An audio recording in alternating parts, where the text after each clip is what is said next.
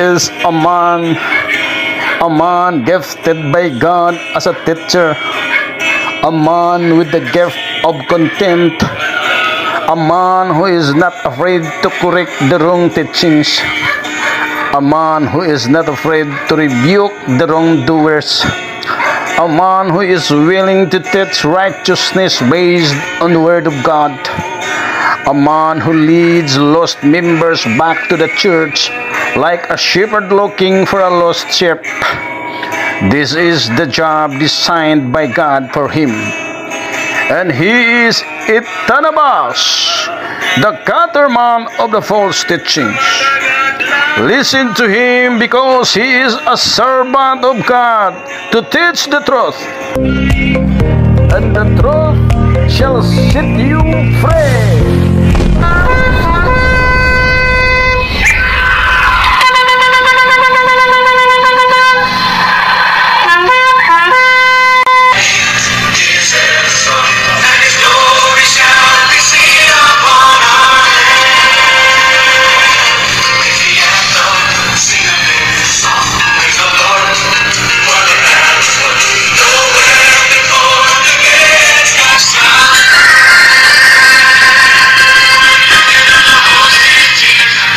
Hebrews 4:12. For the word of God is quick and powerful and sharper than any two-edged sword, piercing even to the dividing asunder of soul and spirit, and of the joints and marrow, and is a discerner of the thoughts and intents of the heart. Ephesians 6:17. Take the helmet of salvation and the sword of the Spirit, which is the word of God. I am Itanabas, who is the one who breaks the wrong teaching in any different denomination.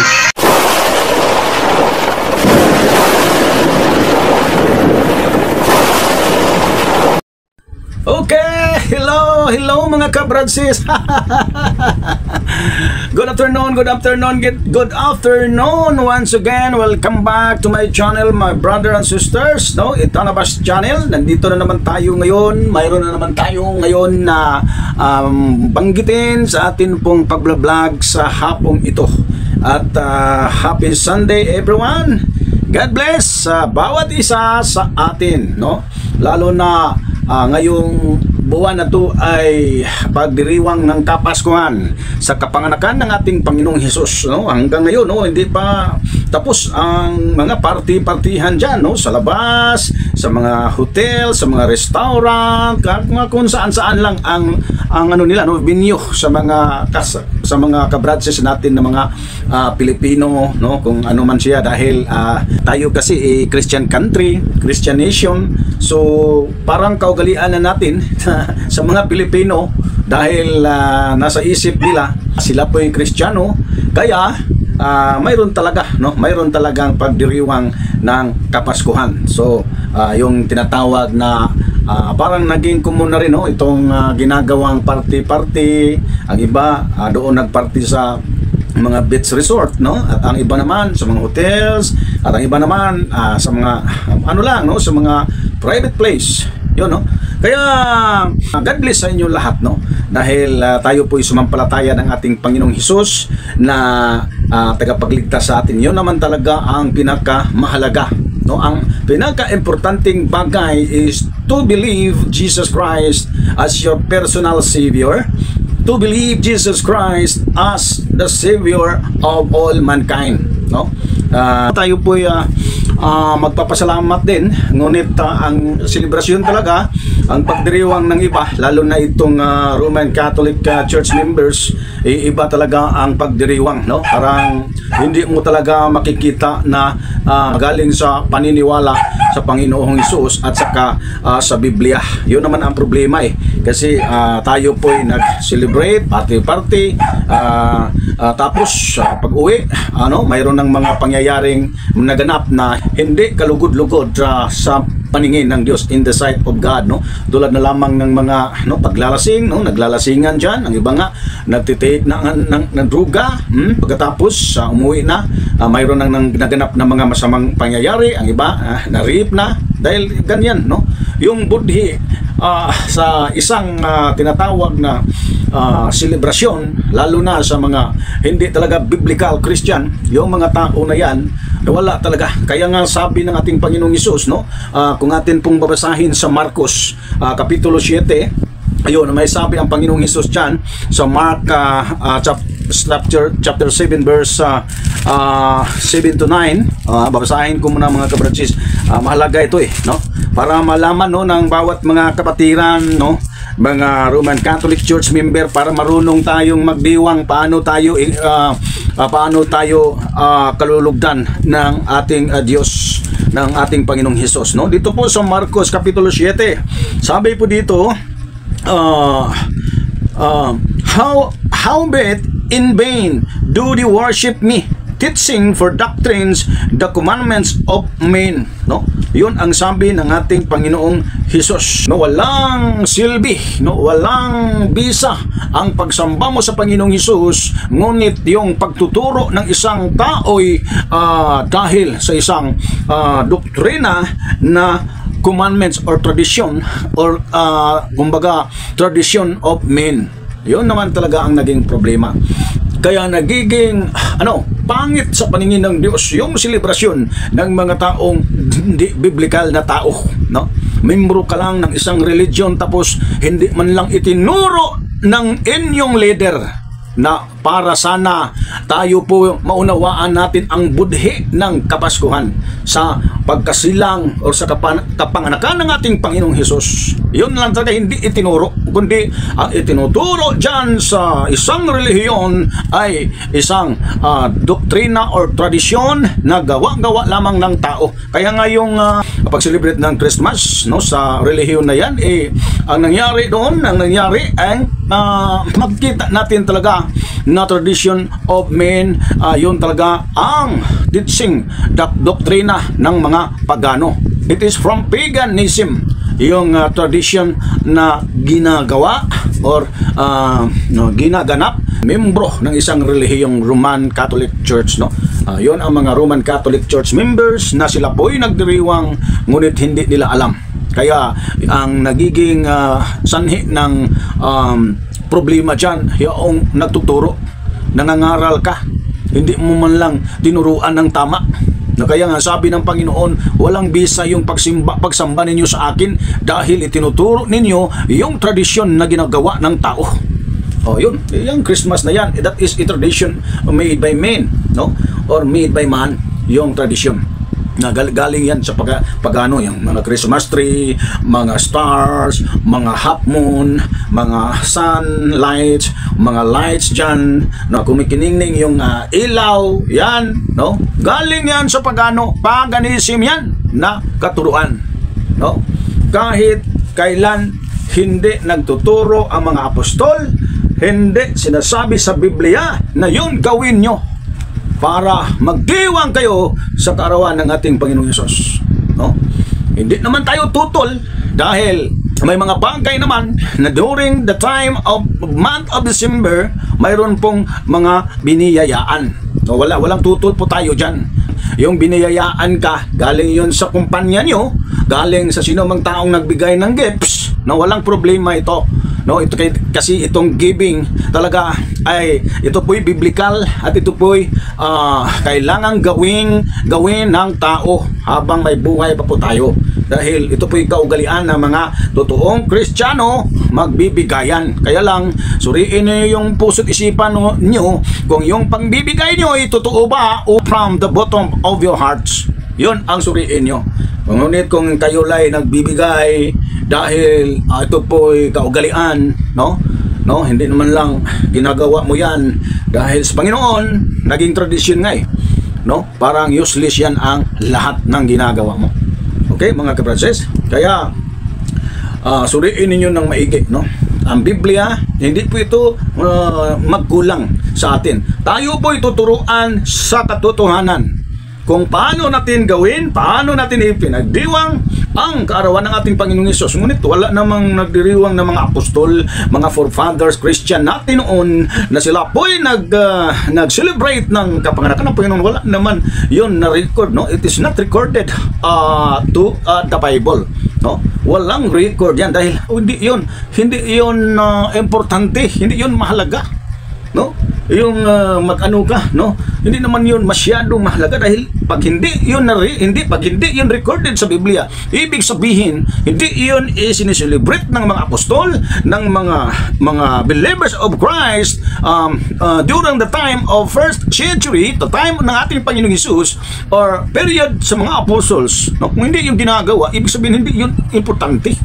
No, ang kailangan mong gawin kung tayo po'y sumampalataya ng Panginoong Hesus na siya po'y ipinanganak, siya po'y isinilang para sa kaligtasan sa buong universo, pagdiriwang po natin, sundin lang natin ang kanyang salita. Yun ang pinakamahalaga. Kaya nga nasabi ng ating Panginoong Hesus John sa Luke chapter 6 verse 46, "Why call ye me Lord, Lord, and do not the things which I command, which I say?" Yun ang sabi ng Panginoong Hesus. Patawag-tawag tayo ng Panginoon, lalo na December period, kasi Christmas period, Christmas time, no? Lalo na tawag tayo ng Panginoon, Lord, Lord. Ba't hindi nyo ginawa ang inuutos ng Panginoon? Walang kabuluhan yun lahat. Sabi ng Panginoon, tawag kayo. Bakit kayo tumatawag sa aking Panginoon, Panginoon? Hindi naman ginagawa ninyo ang aking pong inuutos sa inyo. O ano bang inuutos ng Panginoon? No? Nandito lang sa banal na kasulatan. Kaya mga kabradsis, no, kailangan matuto na po tayo. No? Hanggang ngayon, sarado ang ating puso't isipan. No? Buksan niyo yung mata ninyo sa puso niyo para makikita ninyo ang totoo na ipapagawa ng Diyos sa atin. No? Hindi yun masama. No? Na tayo po'y nagbibigayan, kaya lang ang nangyari po dito, tayo lang po'y magbigay pag sa panahon lang ng December dahil mayroon po tayong tinatawag na superstitious belief dyan, na pag tayo po'y gawin natin dyan, na lalo tayong swertihin sa ano natin, sa trabaho, swertihin po tayo sa atin pong mga negosyo. Yun ang habol ng mga tao, yung mga talaga napaka-greedy, no? Yung mukha na lang ganansya, pira. Sundin ninyo ang salita ng Diyos. Magkaroon kayo ng takot sa Diyos. Kaya ngay panahon ng Disyembre, totoo nagbibigay under the big religion, nagbibigay bonus 13-month, ilang ano pa, nagbibigayan ng gifts dyan during the time of December, month of December. But other month, no way. Yun ang naging problema. Magbibigay dahil daw baka naman ay biyayaan din ako, siswertihin ako. Sinusunod nga sa mga Kristyanismo ang kaugalian ng Chinese practices, no? Chinese tradition. Kaya nga wala po tayo talagang sariling no? Dapat mga kabradsis, basahin, pakinggan ninyo ang salita ng Diyos at sundin natin ang salita ng Diyos. Kaya kung akala ninyo tumama kayo sa kalooban ng Diyos, hindi. Magiging tama lang tayo sa kalooban ng Diyos kung sundin po nato itong Biblia, dahil ito po'y salita ng Diyos. Salita po ito ng Diyos, ipinabasulat sa kanyang mga propeta, mga banal na mga propeta, apostol, para po sa atin to, para ito po'y sundin. Anong sabi sa 2 Timothy chapter 3 verse 16? No? Makinig kayo ng maigi, please listen well. No, this is a very important and powerful verse to change our attitude, to change our character. Dito po ang pagkasabi, all scripture is given by inspiration of God and is profitable for doctrine, for reproof, for correction, for instruction in righteousness. Yun mga kabradsis. Ito pong banal na kasulatan, buong kasulatan po ito, buong scripture po ito. All scripture is given by inspiration of God. Ito po inspired by God. May basbas po ito sa Diyos. No? May God's breath po ito para lagyan ng basbas para ito pong book na to, parang ito pong aklat na to, aklat ng mga aklat ay atin pong sundin at atin pong pakinggan at pag-aralan. Kaya nandito sa salita ng Diyos, it is profitable for doctrine. Tuturuan po tayo sa lahat ng aspekto sa buhay upang ang tao po'y magkaroon ng tamang paglilingkod sa Diyos. And then profitable for reproof. Tayo po talaga ay sasawayin dahil maraming maling ginagawa natin, no? lalo na sa karamihan nag-celebrate ng Kapaskuhan. Ngunit talagang nag-celebrate Panginoong yung tinatawag na Christ, no? Christmas yun no? Ibig sabihin mga tao ay nagdiwang, no? Patungkol sa ating Panginoong Hesukristo. Ngunit hindi po tayo tumama sa pagdiwang po natin dahil ang ipinagdiriwang natin banal. Tapos naglasing-lasingan ka dyan hanggang kinaumagahan ng magdamag. Lasing ka dahil sa parte-parte nyo. Walang silbi yan, walang kabuluhan yung ginagawa nyo. Kaya para kayo matuto, lalo na kayo, karamihan talaga mga membro ng Roman Catholic Church, no? Kasi yung ibang pari, hindi naman lahat kasi may mga matitino namang pari na nagtuturo diyan, no? Kasi yung ibang pari diyan, no, lalo na itong mga nagdidepensa ng isang relihiyon, okay lang magiinuman, sila nga lasing na lasing ay. Paano kayo tuturuan ng tama? Yung nagtuturo ninyo nga bangag pa nga yan hangover pa nga yan. Kalau wala. Kaya kayo mga kabradsis, pakinggan ninyo ang salita ng Diyos, no? Sabi po dito, for correction. I-correct po ang buhay natin dahil marami talagang tiwali ang ginagawa ng tao. Talagang i-correct po tayo sa pamamagitan ng salita ng Diyos. All scripture. Talagang po tayo, i-correct po tayo. Pagkatapos, in training in righteousness, tayo po'y tuturuan, tayo po'y laging tuturuan, i-train po tayo na maging matuwid na tao, maging righteous, no? Na magkaroon tayo ng takot sa Diyos, higit sa lahat magkaroon tayo ng pag-ibig, totoong pag-ibig sa kapwa natin, no? Tapos irespeto natin yung mga taong lalo na, no, sa mga taong naglilingkod sa Diyos, no? Liban na lang kung ang nagtuturo sa inyo hindi totoong lingkod ng Diyos, no, kundi lingkod ng isang religion, lingkod ng isang relihiyon, no? Yun mga kabradsis. Kaya dapat po tayong matuto sa banal na kasulatan, no? Ito po'y napakahalaga ang salita ng Diyos, no? I-correct ka sa Biblia. Biblia lang ang makakakorek sa atin. Yung mga ginagawa natin ng mga selebrasyon, pagdiriwang, tapos mali ang paraan ng ating pagdiwang ng Kapaskuhan sa pagkapanganakan ng ating Panginoong Hesus dahil tayo po nagparti-partihan, ngunit nandoon talaga ang paggawa mo ng masama, no? From your thoughts and from your thoughts and the sight of your eyes and the utterance of your tongue. Kaya ngayon, may mga dyan, nagmumura, balikas, mumura, binigamit yung bibig mo, tapos nagdiriwang ka ng Panginoong banal, no? Tapos ang isip mo, kapastusan, no? Nakipag-fornicate ka, nakipag-sex ka, dahil lasing na yung kasamahan mo sa parte.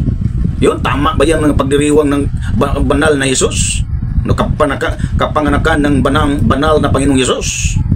Tapos yung iniisip mo halos kalaswaan. Yun. Ginagawa mo dyan, tagay-tagayan ka dyan, magdamag. Idipinsa pa naman ito sa isang pare, itong Darwin Detgano, yung lasinggiro na yan, no? Idipinsa pa naman ito. Dahil okay lang daw. Okay yun, kaya nga magturo ka, tulibagbag sa Biblia. Dahil bangag ka paano ni mo maintindihan, maunawaan ang Biblia kung ikaw po'y lasing? Nahirapan nga ang taong magbasa sa Biblia na hindi bangag. Ikaw pa, Kaya nga tinuturo mo lang na kung anong gusto mo, pero hindi gusto sa Biblia. Kaya mga kabradsis, dapat na po tayong matuto. No? Magalit na magalit man kayong mga membro sa isang reliyon sa akin, wala problema, basta pakinggan ninyo ito, salita ng Diyos ang kailangan mo para magbago, totoong pagbabago. Huwag ninyong antayin na matigi na ang buhay sa bawat isa. Hindi ako hindi ako nagmumura, kasi darating tayo dyan na tayo po'y mawawala sa mundong ito, tayo po'y mamamatay sa harap ng Diyos. Doon ka talaga pagsisihan mo pag hindi mo pakinggan at pag hindi ka magsisi. Pagsisihan mo itong kung ikaw ay naging kontra ka sa Biblia. Sa huling araw, sa bandang kamatayan, harapin mo ang katastasan, saan ka ilagay, kasi mayroon po tayong kaluluwa, mayroon po tayong kalalagyan, mga brother and sisters. Kaya mga brother and sisters, dito na lang po tayo, God bless. And to those who are continue watching this video, Itanabas Vlogs or Itanabas channel, don't forget to subscribe, at huwag ninyong ikagagalit mga kabradsis. Nais ko lang talaga na maunawaan natin kung paano natin ipagdiriwang ang kapanganakan ng ating Panginoong Jesus. Although hindi po nag-utos ang Diyos dyan, hindi nag-utos ang Biblia, hindi recorded sa Biblia na tayo po yung gagawa dyan. Pero kung gagawin nyo man yun, siguraduhin nyo lang na ang pagdiriwang ninyo ay katanggap-tanggap sa Diyos, maging banal din. Huwag ninyong haluan ng mga kapastusan, pagmumura, kalaswaan sa mga pag-iisip, mga kabastusan sa bunganga. Huwag niyo haluan ng mga gawa ninyo na parang nagtatago kayo sa kadiliman. Maraming na dyan, nagtitik ng drugs, tapos nakipag-sex, dahil pag-uwi gabi na, tapos lasing. Yun, napaka-rumi, napaka-sama, abomination to the Lord all that you did, my brothers and sisters.